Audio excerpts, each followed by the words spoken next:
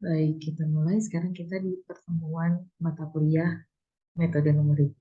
Yang pertama, kita akan melihat terkait materi-materi yang akan diajarkan. Itu diambil dari bukunya metode numerik yang punyanya Pak Bambang Triatmojo.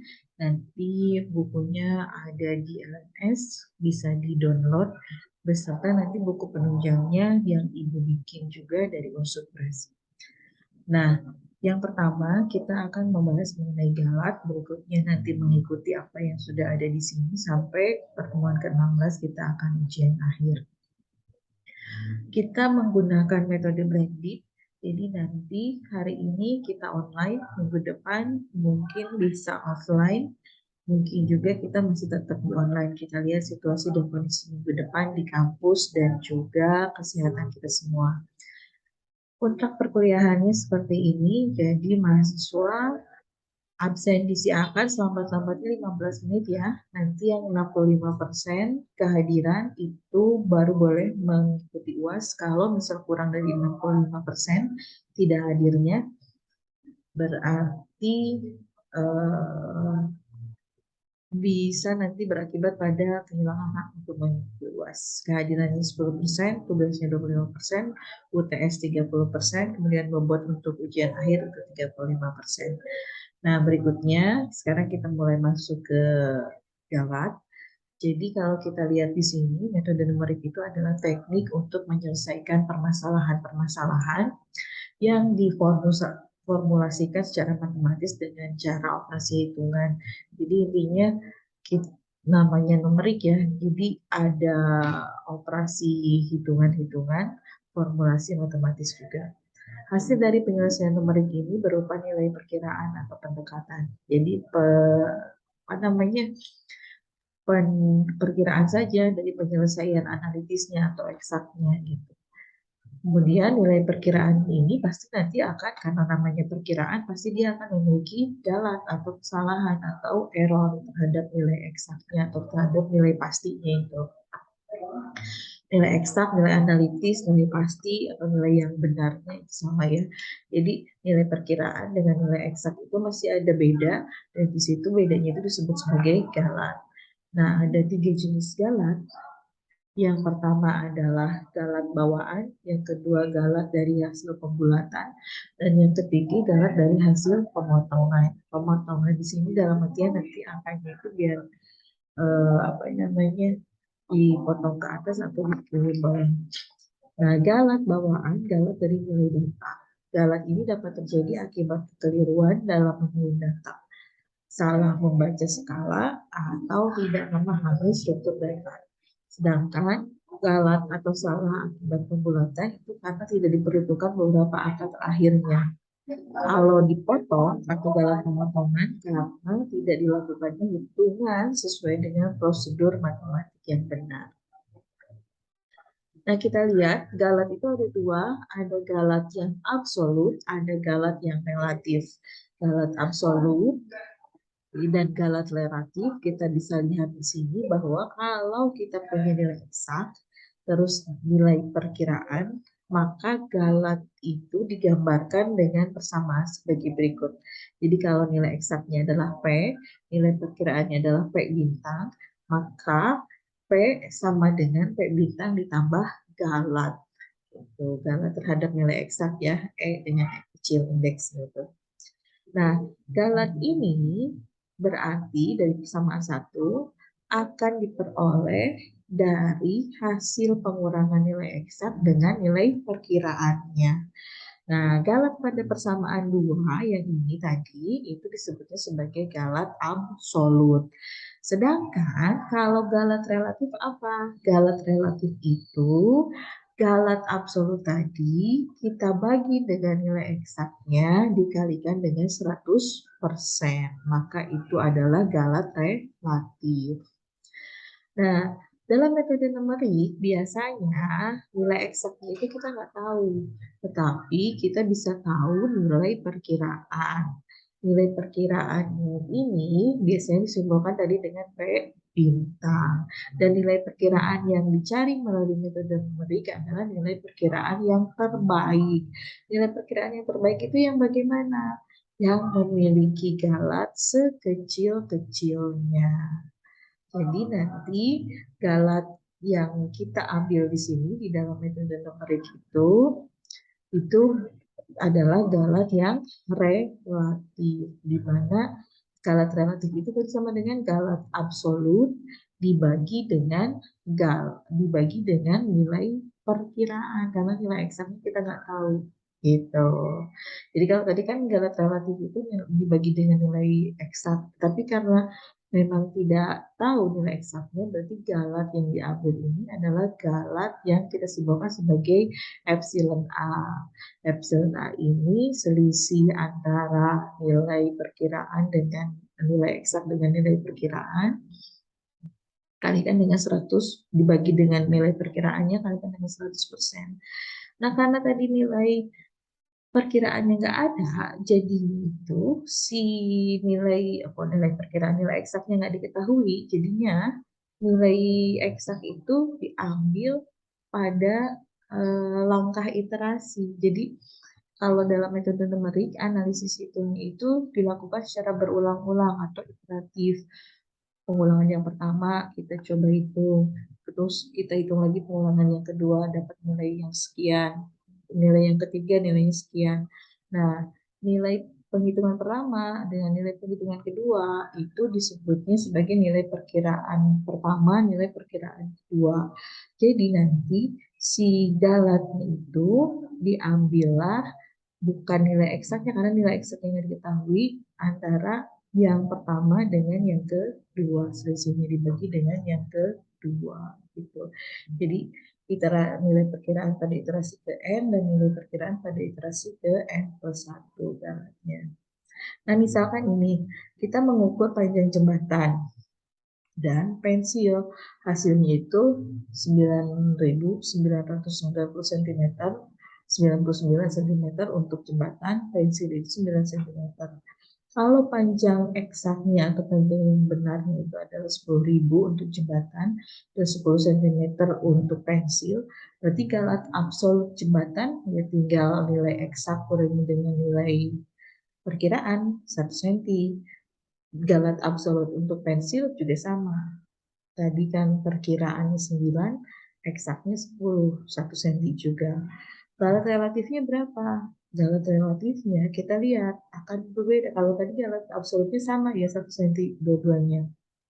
Tetapi galat relatifnya itu dibagi dengan, oh ini bukan P bintang tapi P aja ya, nilai eksaknya dikali dengan 100%. Gitu. Jadi kalau yang jembatan itu 0,01 di 1 cm dengan ukuran 10.000 cm itu kecil. Tapi kalau 1 cm kita bandingkan dengan ukuran 10 cm itu galat relatifnya sampai 10%. Artinya bahwa pengukuran jembatan ini lebih memuaskan atau lebih baik dibandingkan dengan pengukuran panjang pensil gitu. Jadi karena galatnya dia lebih kecil. Nah, berikutnya kalau misal kita lihat di sini, hitung galat yang terjadi dari nilai E pangkat X dengan X sama dengan 0,05 jika hanya diperhitungkan beberapa suku pertamanya saja. Nilai eksak E pangkat 0,5 itu adalah 1,64872121. Itu. Oke. Yang tadi itu diperoleh dari buku yang Pak Bambang ini. Jadi kalau misal kita pernah mempelajari deret Taylor, E pangkat X ini dia punya deret kuasa ya. Satu di deret kuasa itu ada banyak ya, deret Taylor, deret Maclaurin gitu. Nanti di kalkulus lanjut dipelajari. Satu, deret kuasanya di E pangkat X itu, suku pertamanya 1, ditambah suku kedua X, ditambah X kuadrat bagi 2 faktorial, tambah X pangkat 3 bagi 3 faktorial, tambah X pangkat 4 bagi 4 faktorial, dan seterusnya. Jadi polanya itu X pangkat N per N faktorial gitu di sini tuh. Nah, kalau misalkan kita mau menentukan nilai F pangkat X, X-nya 0,5, dan hanya melihat suku pertama, maka F pangkat X dengan X 0,5 itu hanya sama dengan 1 gitu. Karena kan suku pertamanya aja nih di sini. Ini suku pertamanya. Saya biar kelihatan kayak apa ya. Nah, berikutnya, kalau misalkan kita mau ke, jadi ini kan karena dia suku pertama, maka pangkat X, X dengan X-nya sama dengan X-nya sama dengan 0,5. Tetap aja pada akhirnya karena suku pertama yang diambil, satu suku pertama berarti pangkat X-nya mau X-nya 0,5 ya tetap 1.